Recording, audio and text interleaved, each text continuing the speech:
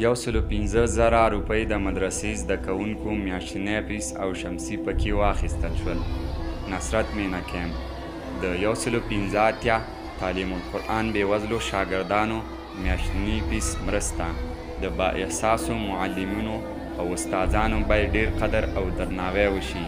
د نورو په نسبت د دوی خدمت هیواد ته ډیر اړین دی.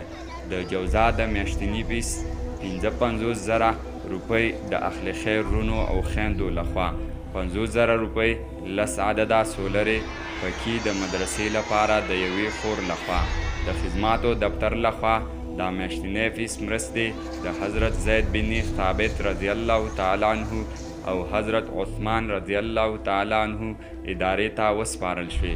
دا شاګردان د مکتب زده کړې ترڅنګ خپل دیني زده کړه تعلیم القرآن او حفظ هم مخته وړي.